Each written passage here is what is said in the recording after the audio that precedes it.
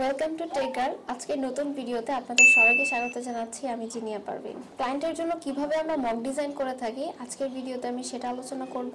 Mock design করার জন্য পেজের সাইজ কত নিতে হবে, কতটুকু রুলার নিলে আমাদের মকের ডিজাইনটা একদম পারফেক্ট হবে এবং ডিজাইনে কতটুকু স্পেস থাকলে ডিজাইনটা দেখতে অ্যাট্রাকটিভ মনে হবে, এই বিষয়ে ইন ডিটেইলস আলোচনা করা হবে।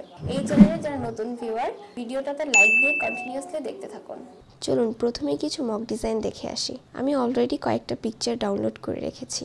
মকটা কেমন হবে, কিসের তৈরি হবে, সেটা কিন্তু আমাদের কাজ না। আমাদের কাজ হচ্ছে মগের গায়ে যে ডিজাইনটা আছে সেটা করা। ডিজাইনের সাইজ কিন্তু নির্দিষ্ট নয়, কোনোটার সাইজ ছোট একদম পুরোটা জায়গা দখল করেছে, কোনোটা এই ছবিটা মগের 360 ডিগ্রি অ্যাঙ্গেলেই ডিজাইনটা করা হয়েছে। তার মানে মগের চারপাশেই এই ডিজাইনটা রাউন্ড হয়ে থাকবে। ডিজাইনটা কেমন হবে এটা টোটালি কিন্তু প্রথমে নির্ভর করছে ক্লায়েন্টের উপর। ক্লায়েন্ট যদি সিম্পল একটা লোগো বসাতে চায় তাহলে এরকম হবে। ক্লায়েন্ট যদি হালকার মধ্যে ডিজাইন চায়, মার্জিন মিডিয়াম দিতে পারেন। যদি ক্লায়েন্ট এটা চায় যে তার পুরো মগের মধ্যেই ডিজাইন থাকবে, কোথাও গ্যাপ থাকবে না, তাহলে এটার মতো হবে। তবে সাধারণত লোকাল ডিজাইনগুলো এইরকমই হয়। বাট আপনি যদি ইন্টারন্যাশনাল কোনো ডিজাইন করতে চান, ইন্টারন্যাশনাল ডিজাইনগুলোতে সাধারণত এভাবে 360 ডিগ্রি অ্যাঙ্গেলের ডিজাইন হয় না। এবার আসি মক ডিজাইনের জন্য আমাদের আর্টবোর্ডের সাইজ কত হবে।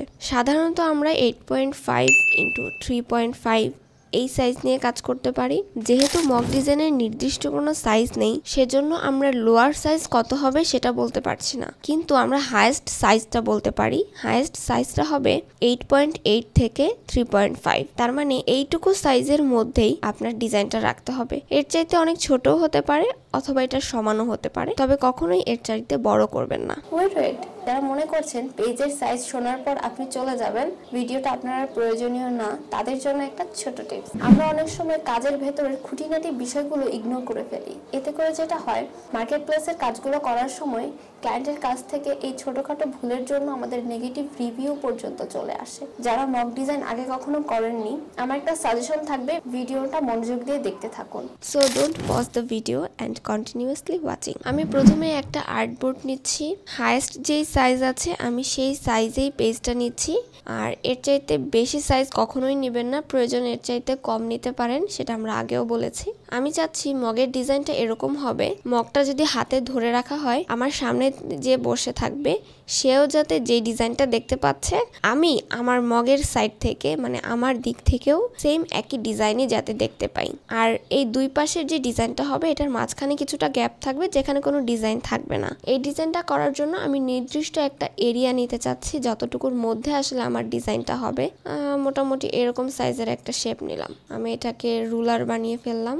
অল্টার প্রেস করে এটা আমি ডুপ্লিকেট করে দিচ্ছি, রুলারগুলোকে লক করে দিচ্ছি। এখানে অলরেডি কিছু এলিমেন্টস আমি সেভ করে রেখেছি যেটা নিয়ে আমি কাজ করব, যাতে ভিডিওটা অতিরিক্ত লং না হয়ে যায়। পিকচার প্রয়োজন মতো আপনারা এডিট করে নেবেন। আমি এখানে এই ব্রাশটা দিলাম।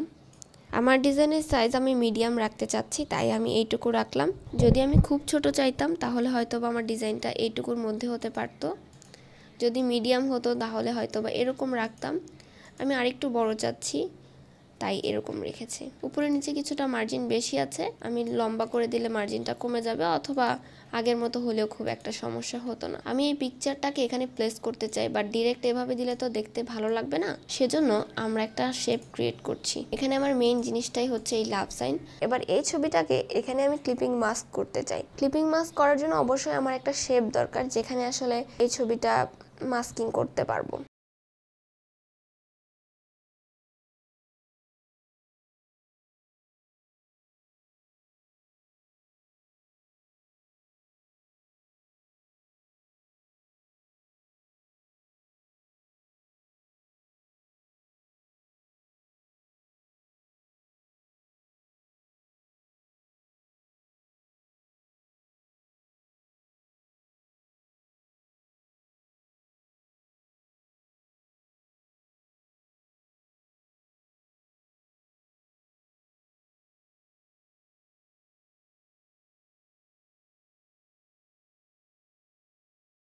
এই শেপটার মধ্যে এখন আমি এই ছবিটা ক্লিপিং মাস্ক করে ফেলবো প্রয়োজন মতো।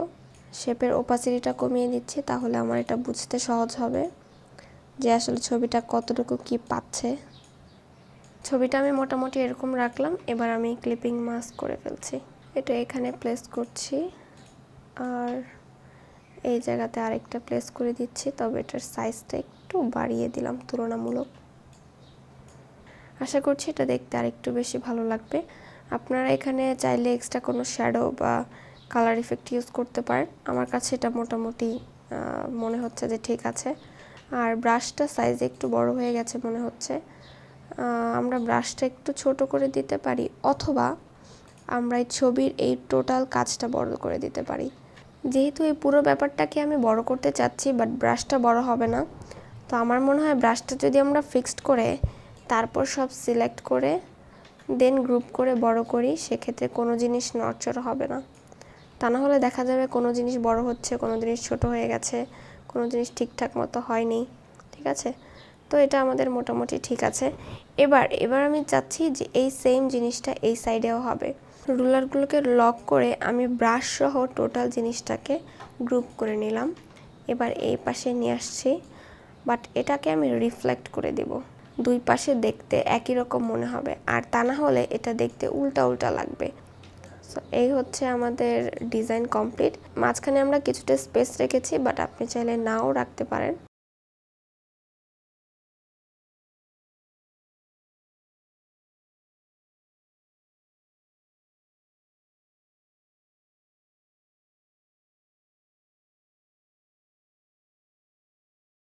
সো এই হচ্ছে আমাদের ডিজাইন। এই ডিজাইনটা আমরা এখন প্রিন্টের জন্য রেডি করে তারপর ক্লায়েন্টের কাছে পাস করে দিতে পারি। আর প্রয়োজনে আপনি মোকআপ রেডি করতে পারেন, সেক্ষেত্রে ডিজাইনটা দেখতে অনেক বেশি আকর্ষণীয় মনে হবে। এই ছিল আমাদের আজকের ভিডিও। আশা করি ভিডিওটা আপনাদের অনেক হেল্পফুল হয়েছে।